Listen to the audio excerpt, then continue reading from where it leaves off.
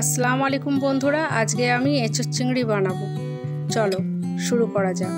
সবার প্রথমে আমি এঁচোড়টাকে কেটে নেব। একটু সামান্য হাতে তেল লাগিয়ে নেব, বটিতেও তেল লাগিয়ে নেব যাতে আটাটা না ধরে লাগে। এঁচোড়টায় তেমন দানা হয়নি, তাই সেরকম ছাড়ানোর কিছু নেই, ছোট ছোট করে কেটে নেব।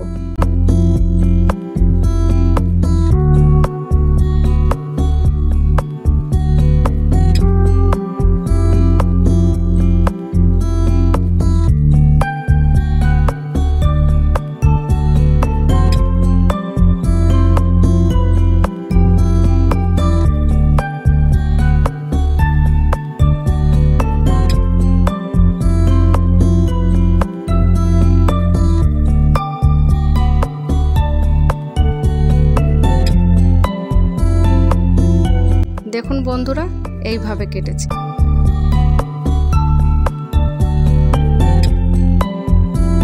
তেলের উপরে নুন আর হলুদ দিয়ে চিংড়ি মাছটাকে ভেজে নেব।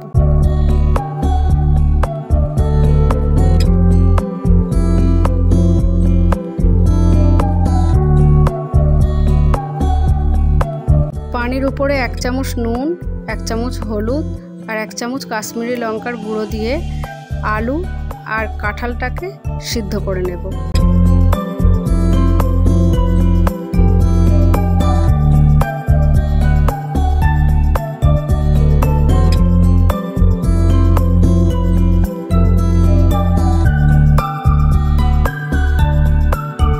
কড়াইতে তেল দিয়েছি সামান্য, আলু আর কাঁঠালটাকে ভেজে নেব।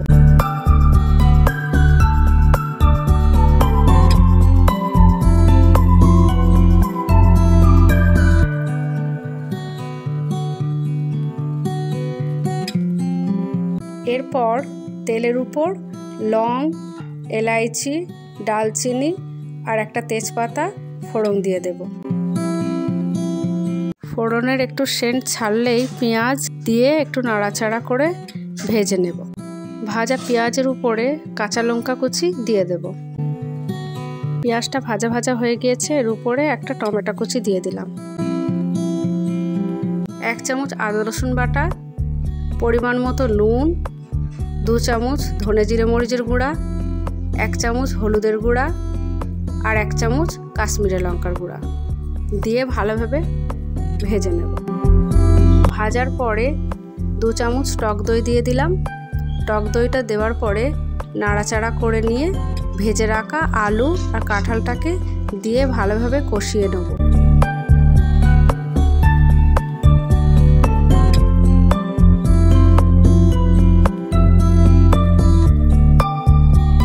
এরপর ভেজে রাখা চিংড়ি মাছটা দিয়ে দেব, দিয়ে নাড়াচাড়া করে নিয়ে 1 কাপ পানি দিয়ে দেব। 10 মিনিটের জন্য রেখে দেব।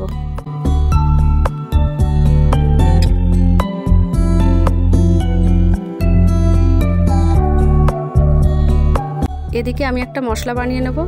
ধনে, গোলমরিচ, জিরে আর লঙ্কা ভেজে নিয়ে একটা মিহিন গুঁড়ো বানিয়ে নেব। এদিকে 10 মিনিট পর ফিরে এসেছি। বানানো মশলাটাকে উপর থেকে ছড়িয়ে দেব। শেষে 1 চামচ ঘি ছড়িয়ে দিলাম। রেসিপিটি ভালো লেগে থাকলে আমার চ্যানেলকে সাবস্ক্রাইব করুন আর লাইক, শেয়ার আর একটি কমেন্ট করে জানাবেন কেমন হয়েছে। আল্লাহ হাফেজ।